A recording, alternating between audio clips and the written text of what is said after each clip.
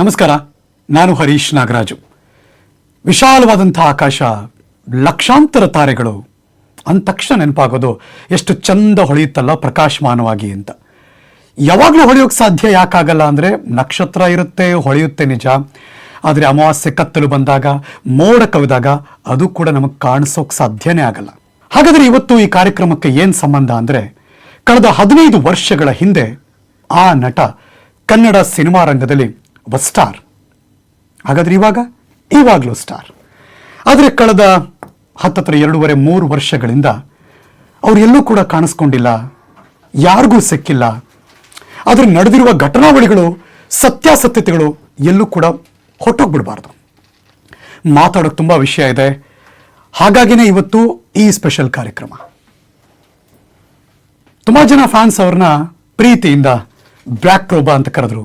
ಅವರಿಗೆ ಇಂಡಸ್ಟ್ರಿಯಲ್ಲಿ ಹೆಸರು ಬಂದದ್ದು ಸಿನಿಮಾ ಮೂಲಕನೇ. ಹಾಗಾಗಿನೇ ದುನಿಯಾ ವಿಜಿ ತುಂಬ ಫೇಮಸ್. ಇವತ್ತು ಈ ಕಾರ್ಯಕ್ರಮದಲ್ಲಿ ದುನಿಯಾ ವಿಜಿ ಇರಲ್ಲ, ವಿಜಿ ದುನಿಯಾ ಇರುತ್ತೆ. ವೆಲ್ಕಮ್. ನ್ಯೂಸ್ 18 ಕನ್ನಡದ ಎಕ್ಸ್ಕ್ಲೂಸಿವ್ ಸ್ಪೆಷಲ್ ಶೋ ಇದು ವಿಜಿ ದುನಿಯಾ.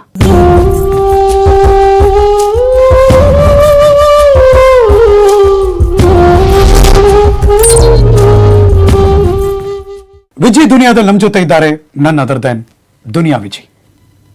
ಈ ಸ್ಮೈಲ್ ಅನ್ನ ನಾನು ಏನಂತ ಅರ್ಥ ಮಾಡ್ಕೋಬೇಕು? How are you? I am good, ಚೆನ್ನಾಗಿದ್ದೀನಿ. ಹೊಸ ವರ್ಷದ ಶುಭಾಶಯಗಳು. ಥ್ಯಾಂಕ್ ಯು, ನಿಮಗೂ ಕೂಡ. 2-3 ವರ್ಷ ಆಯ್ತೇನಪ್ಪ ನಿಮ್ಮನ್ನು ನೋಡಿ ನಾವೆಲ್ಲ. ಸುಮ್ಮನೆ ಸ್ವಲ್ಪ ಸೈಲೆಂಟ್ ಆಗಿದ್ದೀನಿ. ಯಾಕೆ? ಕೊಲ್ಲುತ್ತೆ, ತುಂಬಾ ಜನರ ಸೈಲೆನ್ಸ್ ಕೊಲ್ಲುತ್ತೆ ಎಷ್ಟೋ ಜನರನ್ನ. ಹೌದು, ಆ ಸೈಲೆನ್ಸ್ ತುಂಬ ಇಷ್ಟ ನನಗೆ. ಸೈಲೆಂಟ್ ಆಗಿರೋದು ಇಷ್ಟ ಕೆಲವು ಸಮಯದಲ್ಲಿ. ನಾವು ನಿಮ್ಮನ್ನು ನೋಡೇ ಇಲ್ವಲ್ಲ ವಿಜಯ್, ಹಂಗೆ ನೋಡಕ್ ಹೋದ್ರೆ? ನಾನೇ ಎಲ್ಲೂ ಹೊರಗಡೆ ಬರಬಾರ್ದು ಅಂತ ಸುಮ್ಮನಿದ್ದೆ. ಹೆಂಗೋ ಮಾಡಿ ನೀವು ಕರ್ಕೊಂಬಂದ್ಬಿಟ್ಟಿದ್ದೀರಾ ಇವತ್ತು. ಎಷ್ಟೋ ಸರಿ ನೀವು ಮಾತಾಡ್ದಿದ್ರು ನಿಮ್ಮ ಕಣ್ಣು ಮಾತಾಡ್ತದೆ, ನಿಮ್ಮ ದೇಹ ಭಾಷೆ ಮಾತಾಡುತ್ತೆ ಅಂತ ನಾವು ಕೇಳ್ಪಟ್ವಿ. ಹಾಗೆ ಅನಿಸ್ತಿದೆ ನಿಮ್ಮ ಮುಂದೆ ಇವತ್ತು ಕೂತ್ರೆ ನಾನು ಮೊದಲಿಗಿಂತ ಕಡಿಮೆ ಮಾತಾಡ್ತೀರಿ, ಕಡಿಮೆ ರಿಯಾಕ್ಷನ್ ಕೊಡ್ತೀರಿ. ಬೇಕು ಅಂತಾನ, ಅಥವಾ ಹಿಂಗಿದ್ರೆ ನಾನು ಸರಿ ಅಂತಾನ, ಅಥವಾ ಇದು ಇಲ್ಲಪ್ಪ ನಂಗೆ ಜೀವನ ಪಾಠ ಕಲಿಸ್ತು ಅಂತಾನ, ಏನು ಗೊತ್ತಿಲ್ಲ. ನನ್ನ ನೇಚರೇ ಹಿಂಗೆ ಯಾವಾಗಲಿಂದನೂ. ನಾನು ಬೆಳೆದು ಬಂದಿರೋ ರೀತಿ, ನನ್ನ ನೇಚರೇ ಹಿಂಗೆ. ತುಂಬ ಮಾತಾಡೋದು ರೇರ್. ಇಲ್ಲಾಂದರೆ ಆರಾಮಾಗಿ ಸೈಲೆಂಟಾಗಿರ್ತೀನಿ ನಾನು. ನಿಮ್ಮೊಳಗೆ ನೀವು ಕಂಡುಕೊಳ್ಳೋ ಪ್ರಯತ್ನ ವಿಜಯ್ ಇದು ಇರಬಹುದೇನೋ, ಇರಬಹುದು. ಒಂದು ಹುಡುಕಾಟ ಇರಬಹುದು ಇದು. ಯಾವುದಕ್ಕೆ ಗೊತ್ತಿಲ್ಲ, ಏನಕ್ಕೆ ಬೇಕಾದ್ರೂ ಹೋಗ್ಬೋದು ಆ ಹುಡುಕಾಟ. ಅಂದರೆ ಆ ಸೈಲೆನ್ಸ್ ಹುಡುಕಾಟ ಏನೇನೋ ಅರ್ಥ ಕೊಡುತ್ತೆ. ಅಣ್ಣವ್ರೊಂದು ಸಿನಿಮಾ ಹಾಡು, ಪ್ರೇಮದ ಕಾಣಿಕೆ ಸಿನಿಮಾದ ಒಂದು ಹಾಡಲ್ಲಿ ಒಂದು ಸಣ್ಣ ಸಾಲು ಬರುತ್ತೆ ತುಂಬ ಚೆನ್ನಾಗಿ. ನಾವು ನೆನೆಸಿದಂತೆ ಬಾಳಲೇನು ನಡೆಯುವುದು, ವಿಷಾದವಾಗಲಿ ವಿನೋದವಾಗಲಿ ಏನೇ ಬಂದರೂ ಅದು ಅವನ ಕಾಣಿಕೆ ಅಂತ.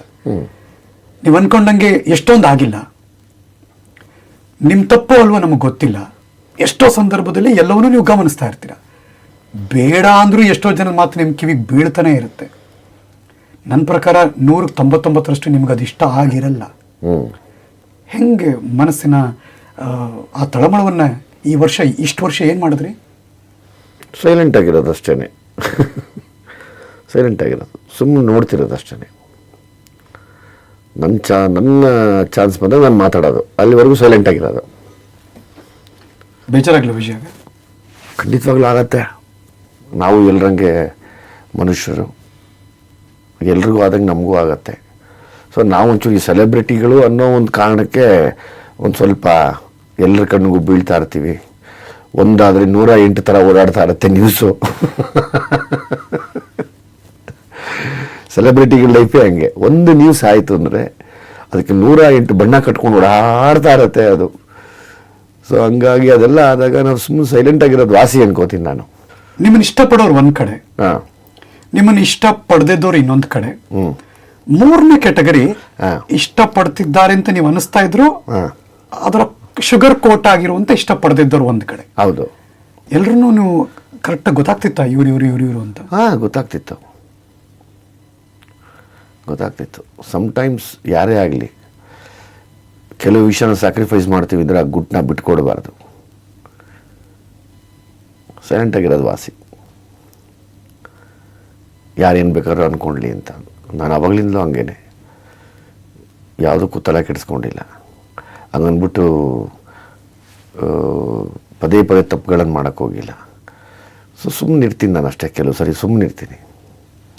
ನನ್ನ ಸೈಲೆನ್ಸ್ ತುಂಬ ಮಾತಾಡುತ್ತೆ ಒಂದೊಂದು ಸತಿ, ಮೌನ ಮುರಿದಾಗ. ಅದಕ್ಕೆ ಕಾಯ್ತಾ ಕೂರ್ತಿರ್ತೀನಿ ಅಷ್ಟೇ. ಬೆಳಬೆಳಗ್ಗೆ ಎದ್ರೂ ಕೂಡ ಮಾಧ್ಯಮದಲ್ಲಿ ವಿಷಯ ಆಯಿತು, ಮಧ್ಯರಾತ್ರಿ ನಡೆದದ್ದು ಮಾಧ್ಯಮದಲ್ಲಿ ವಿಷಯ ಆಯಿತು. ಪಡಿಸ್ಕೊಳ್ಳೋರಿಗೆ ಯಾಕಪ್ಪ ಅಂತ ಕೇಳೋಕ್ಕೆ ಇಷ್ಟಪಡ್ತೀನಿ ಅಷ್ಟೇ. ಈಗ ತುಂಬ ಸ್ಟಡಿ ಆ್ಯಂಡ್ ಕಾಮ್ ಆಗಿದ್ದೀರಿ ಅನ್ನಿಸ್ತದೆ. ತುಂಬಾ. ನೀವು ರ್ಯಾಶ್ ಆಗಿದ್ದನ್ನು ನೋಡಿದ್ದೀವಿ ನಾವು. ನಾನು ತುಂಬ ರ್ಯಾಶ್ ಆ್ಯಕ್ಚುಲಿ. ನಾನು ತುಂಬ ಕೋಪಿಷ್ಟ. ತುಂಬ ಕೋಪ ನನಗೆ. ತುಂಬ ಕೋಪ, ತಡೆಯೋಕ್ಕಾಗದಷ್ಟು ಕೋಪ ಇದೆ. ಕೆಲವು ಸಮಯದಲ್ಲಿ ಮಾತ್ರ ಅದನ್ನು ತೋರಿಸಿರ್ತೀನೇನೋ, ಅಥವಾ ಇಲ್ಲಾಂದ್ರೆ ಇಲ್ಲ ಅನ್ನೋ ಸ್ವಭಾವತಃ ತುಂಬ ಕೋಪಿಷ್ಟನೇ ನಾನು. ಅದನ್ನು ಇದುವರೆಗೂ ಯಾರಿಗೂ ಪಾಪ ಕೇಳೋ ತಾಳ್ಮೆ ಇಲ್ಲ. ಯಾಕೆ ಕೋಪ ಮಾಡ್ಕೋತೀನಿ ನೀನು ಅಂತ. ತಪ್ಪು ನೋಡಿದ್ರೆ ಕೋಪ ಮಾಡ್ಕೋತೀನಿ, ಸುಳ್ಳು ನೋಡಿದ್ರೆ ಕೋಪ ಮಾಡ್ಕೋತೀನಿ. ಹಂಗನ್ಬಿಟ್ಟು ನಾನೇನು ಸತ್ಯ ಹರಿಶ್ಚಂದ್ರ ಅಂತೂ ಅಲ್ಲ. ನನ್ನ ಮಟ್ಟಿಗೆ ನಾನು ಸತ್ಯವಾಗಿರ್ತೀನಿ.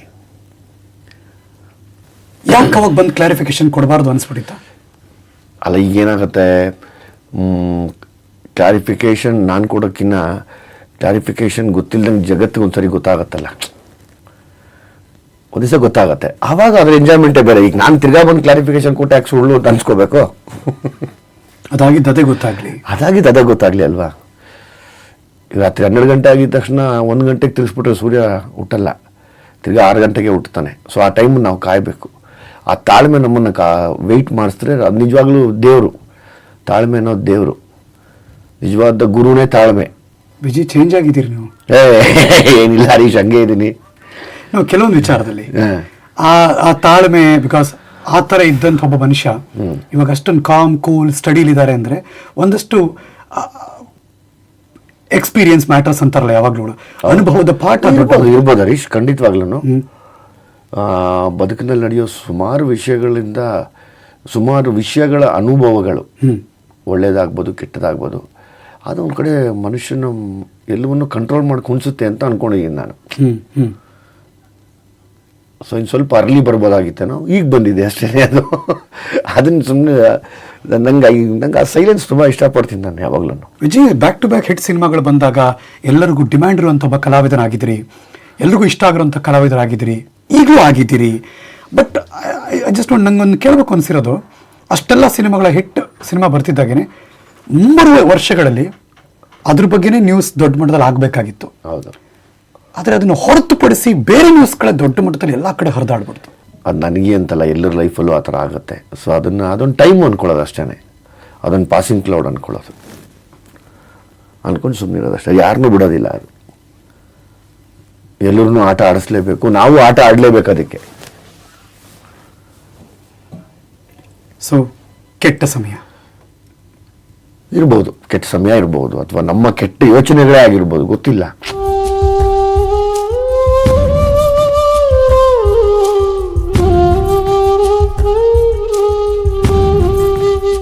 ಸೊ ಅದಕ್ಕೆ ಸುಮ್ಮನೆ ಇರೋದು ವಾಸಿ. ನಾನು ತುಂಬ ಇಷ್ಟಪಡ್ತೀನಿ ಸೈಲೆಂಟ್ ಆಗಿರೋದನ್ನು. ಯಾರು ನಿಮ್ಮನ್ನು ಕೂಲ್ ಮಾಡೋರು ತುಂಬ ಕೋಪ ಮಾಡ್ಕೊಂಡಾಗ? ನಾನು ನಂಬಿರೋ ಗುರು. ನಿಮ್ಮ ಮೊಬೈಲಲ್ಲಿ ಇಟ್ಟಿದ್ದೀರಿ? ಹೌದು.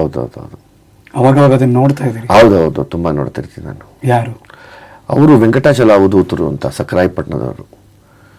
ಸೊ ಹಂಗಾಗಿ ಅವ್ರನ್ನ ನಾನು ತುಂಬ ಇಷ್ಟಪಡ್ತೀನಿ. ಕೆಲವರು ಅವಧೂತರನ್ನ ಇಷ್ಟಪಡ್ತೀನಿ.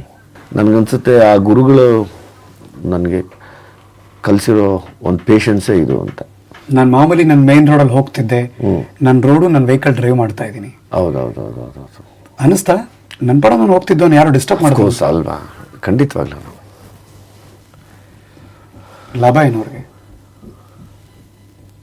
ದಾಹ ತೀರ್ಬೋದು ಕ್ಷಣಕ್ಕೆ. ಇದನ್ನ ಹೆಂಗೆ ಅರ್ಥ ಮಾಡ್ಕೊಳ್ಳೋದು ನಾನು? ಅದೇ ಬಾಯಾರಿಕೆ ಆದಾಗ ಕ್ಷಣಕ್ಕೆ ನೀರು ಸಿಕ್ಕಿದಾಗ ಕುಡಿದ್ರೆ ಆ ದಾಹ ತೀರ್ಬೋದು ಅಷ್ಟೇನೆ. ಬಟ್ ಹೊಡೆದಿರೋ ಡ್ಯಾಮೇಜು? ನಾನು ಅದನ್ನೆಲ್ಲ ಡ್ಯಾಮೇಜ್ ಅಂತ ಅನ್ಕೊಳ್ಳೋದೇ ಇಲ್ಲ. Damage is not a death. Mentally ಮಾಡ್ಬೋದು, ಇಟ್ಸ್ ನಾಟ್ ಯುವರ್ ಡೆತ್ ಎಲ್ಲೋ ಒಂದು ಕಡೆ ಇದೆ ಅಲ್ವಾ? ಸೊ ಎನಿ ಡ್ಯಾಮೇಜಸ್ ಸರಿ ಮಾಡ್ಕೊಂಬಿಡ್ಬೋದು ನಾವು. ಒಳಗೆ ಕಾಡ್ಲಿಲ್ವ ವಿಜಯ್? ಖಂಡಿತವಾಗ್ಲೂ ಕಾಡತ್ತೆ. ನಾನು ಒಂದು ಸ್ವಲ್ಪ ಗೊತ್ತಿಲ್ಲ, ನನ್ನ ತಾಯಿ ಅದಷ್ಟು ದೇವ್ರಿಗೆ ಬೇಡ್ಕೊಂಡು ನನ್ನ ಎತ್ತದ್ಲೋ ಗೊತ್ತಿಲ್ಲ. ಆ ಎಲ್ಲ ದೇವರುಗಳ ಆಶೀರ್ವಾದ, ನನ್ನ ತಾಯಿ ಆಶೀರ್ವಾದ, ಅಭಿಮಾನಿಗಳ ಆಶೀರ್ವಾದ, ನನ್ನ ನಂಬಿರೋರ ನಂಬಿಕೆ ಮತ್ತು ಆಶೀರ್ವಾದ ನನ್ನ ಇವತ್ತಿಗೂ ಸ್ಟ್ರಾಂಗ್ ಆಗಿ ಹಂಗೆ ಕುಣಿಸಿದೆ. ಕೇಳಬಾರದ್ ಮಾತೆಲ್ಲ ಕೇಳೋಂಗಾಗೋಯ್ತು. ಹೌದೌದೌದು. ಏಕವಚನದಲ್ಲಿ ಎಲ್ಲವನ್ನು ನಿಮ್ಮ ಮೇಲೆ ಆಪಾದನೆ ಬರೋಂಗಾಗೋಯ್ತು. ಆರೋಪಗಳ ಮೇಲೆ ಆರೋಪ, ಪ್ರತಿದಿನ ಬೆಳಗ್ಗೆ ಎದ್ರೆ ಒಂದು 15 ದಿವಸ ಅದೇ ಆಗೋಗಿತ್ತು. ಎಲ್ಲ ಟಿವಿ ದುನಿಯಾ ವಿಜಯ್ ಆಗೋಗಿತ್ತು ಅಲ್ವಾ? ಆದ್ರೆ ಎಷ್ಟು ಸತ್ಯ ಇತ್ತು ಎಷ್ಟು ಸುಳ್ಳಿತ್ತು ನೀವು ಹೇಳ್ಬೇಕಾಗಿತ್ತು. ಇಲ್ಲ, ಈಗ ಏನಾಗತ್ತೆ, ನಾನು ಎಲ್ಲವನ್ನೂ ಟೈಮ್ ಹೋಲಿಸ್ತೀನಿ. ಯಾವಾಗ ನಾನು ಟೈಮ್ ತುಂಬ ಬದಲಾಯಿಸ್ತಾ ಹೋಗುತ್ತೆ. ಸೊ ಹಂಗಾಗಿ ನಾನು ತುಂಬ ಸೇಡ್ನ ಇಟ್ಕೊಂಡು ಬದುಕೋನಲ್ಲ ಯಾರ ಮೇಲೂ.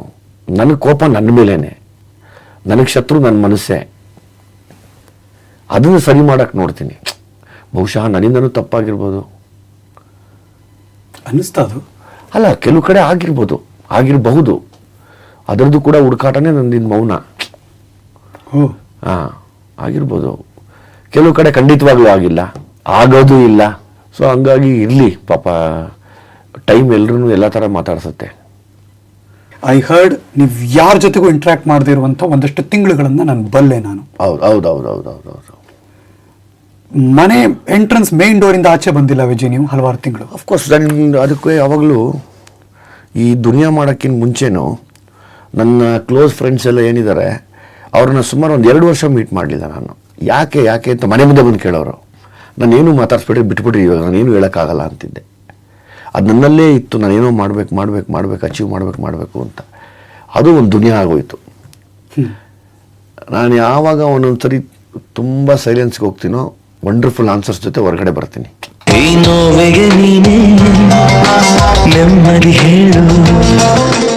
ಅಮೇಝಿಂಗ್ ಆಗಿರುತ್ತೆ ಆನ್ಸರ್ಸು. ಸೊ ಅದನ್ನು ನಾನು ಆವಾಗಲೂ ಇಷ್ಟಪಡ್ತೀನಿ. ನಾನು ಆ್ಯಕ್ಚುಲಿ ನಮ್ಮ ತಾಯಿ ಅವ್ರು ಚೆನ್ನಾಗಿ ಗೊತ್ತು. ನಾನು ಎಲ್ಲೋ ಒಬ್ಬ ಆನೇಕಲ್ ಹತ್ರ ಒಂದು ಪುಟ್ಟು ಗ್ರಾಮದಿಂದ ಯಾರೋ ಒಬ್ಬ ಬಡವರು ರೈತರ ಮಗ ಈ ಮಟ್ಟಕ್ಕೆ ಹೆಸರು ಮಾಡಿ ನಿಂತ್ಕೋತಾನೆ ಅನ್ನೋದೇ ಆದರೆ, ನನ್ನಲ್ಲೊಂದು ಕ್ಯಾಲ್ಕುಲೇಷನ್ ಇರುತ್ತಲ್ವ, ನನ್ನಲ್ಲೊಂದು ಯೋಚನೆ ಇರುತ್ತಲ್ವ, ನನ್ನಲ್ಲೊಂದು ಪಾಸಿಟಿವಿಟಿ ಇರುತ್ತಲ್ವ. ನಮ್ಮಪ್ಪ ಬಂದು 200 ರೂಪಾಯಿಗೆ ಸಂಬಳಕ್ಕೆ ಇಲ್ಲಿ ಕೆಲಸ ಮಾಡಿದ್ರಂತೆ ಪಾಪ, ಆಗಿನ ಕಾಲದಲ್ಲೇ. ನನ್ನಲ್ಲಿ ಏನೂ ಇದ್ದಿದ್ದಕ್ಕೆ ನಾನು ಆಗಿರೋದು. That is a right thought ಮತ್ತು ರೈಟ್ ಥಿಂಕಿಂಗ್ ಅಲ್ವಾ ಅದು. ಈ 2.5 ವರ್ಷ 3 ವರ್ಷ ವಿಜಯ್ ಒಳಗಿರುವ ಇನ್ನೊಬ್ಬ ವಿಜಯ್ ಇದ್ದಾನಲ್ಲ, ಏನು ಹೇಳ್ತಿದ್ದ ಅವನು? ಬೇರೆಯವ್ರಿಗೆ ನಾನು ಪ್ರೂವ್ ಮಾಡೋ ಅವಶ್ಯಕತೆ ಇಲ್ಲ ನಾನು ಕೆಟ್ಟವನ ಒಳ್ಳೆಯವನ ಅಂತ. ನನ್ನ ಕ್ಲೋಸ್ ಸರ್ಕಲ್ಸ್ ಗೊತ್ತು, ಅದಕ್ಕೆ ಅವ್ರು ತುಂಬ ನಂಬ್ತಾರೆ ನನ್ನನ್ನು. ಇವಾಗಲೂ ನಿಮ್ಮ ಜೊತೆ ಇದ್ದಾರೆ? ಇವಾಗಲೂ ನನ್ನ ಜೊತೆಲೇ ಇದ್ದಾರೆ, ಕೊನೆವರೆಗೂ ನನ್ನ ಜೊತೆಲಿ ಇರ್ತಾರೆ ನನ್ನ ಫ್ರೆಂಡ್ಸು. ಇರೋದೇ ಒಂದು 4-5 ಜನ. ಅವ್ರಿಗೆ ಗೊತ್ತು ನಾನೇನು ಅಂತ. ನಾನು ಯಾಕೆ ಸುಮ್ಮನೆ ಎಲ್ಲ ಕಡೆ ಇಲ್ಲ ಸರ್ ನಾನು ಒಳ್ಳೆಯವನು ಅಂತ ಸಾರ್ಕೊಂಬರಕ್ಕಾಗತ್ತಾ? ಎಲ್ಲರೂ ಯಾರೂ ಒಳ್ಳೆಯವರನ್ನಲ್ಲ, ಯಾರನ್ನೂ ಕೆಟ್ಟವರು ಅನ್ನಲ್ಲ. ಎಲ್ಲರೂ ಈ 50-50 ಚಸ್ಕಾ ಮಸ್ಕಾ ಬಿಸ್ಕೆಟ್ ಇದ್ದಂಗೆ. ಒಬ್ಬ ಕೆಟ್ಟವನು ಅಂತಾನೆ, ಒಬ್ಬ ಒಳ್ಳೆಯವನು ಅಂತಾನೆ, ಒಬ್ಬ ಇಲ್ಲ ಅವ್ನು ಸರಿ ಅಂತಾನೆ, ಇನ್ನೊಬ್ಬ ಅವ್ನು ಹಂಗೆ ಹಿಂಗೆ ಅಂತಾನೆ. ಏಕಾಂತ ಬಯಸಿದ್ದು ಯಾಕೆ? ಅದು ನಂಗೆ ತುಂಬ ಇಷ್ಟ ರೀ. ನಾನು ತುಂಬ ಇಷ್ಟಪಡ್ತೀನಿ. ಇವಾಗಲೂ ನೀವು ನಂಬಲ್ಲ, ಆವಾಗಿಂದನೂ ನಾನು ಅಷ್ಟೇ. ನಮ್ಮ ಸ್ನೇಹಿತರು ಗೊತ್ತು, ನಾನು ಜೊತೆಯಲ್ಲಿದ್ರೂ ಒಬ್ಬೊಬ್ಬನೇ ಸುಮ್ಮನೆ ಕೂರ್ತಿದ್ದೆ. ಗೊತ್ತಿಲ್ಲ, ಅವೇ ನನ್ನ ದುನಿಯಾ ವಿಜಯ್ ಮಾಡ್ತು. ಆ ಸೈಲೆನ್ಸ್ ನನ್ನ ದುನಿಯಾ ವಿಜಯ್. ನಾನು ಈಗಲೂ ಮನೆಯಲ್ಲಿ ಕೆಲವು ಸರ್ತಿ ಒಬ್ಬನೇ ನಾನು ಯಾರೂ ಡಿಸ್ಟರ್ಬ್ ಮಾಡಿದರೆ ದಿನಗಳಗಟ್ಟಲೆ ಒಬ್ಬನೇ ಕೂರ್ತೀನಿ. ಬಹುಶಃ ನನ್ನ ಯಶಸ್ಸಿನ ಗುಟ್ಟೆ ಅದು ಅನ್ಕೋತೀನಿ. ಮುಲಾಜಿಲ್ದೆ ಯಾವುದಕ್ಕೂ ಕೇರ್ ಮಾಡದೇ ಇದ್ದಂಥ ವಿಜಯ್ ಇದ್ರಲ್ಲ, ಇವತ್ತು ಹಂಗೆ ಇದ್ದೀನಿ. ನಾನು ಬದುಕಿರೋವರೆಗೂ ಹಂಗೆ ಇರ್ತೀನಿ.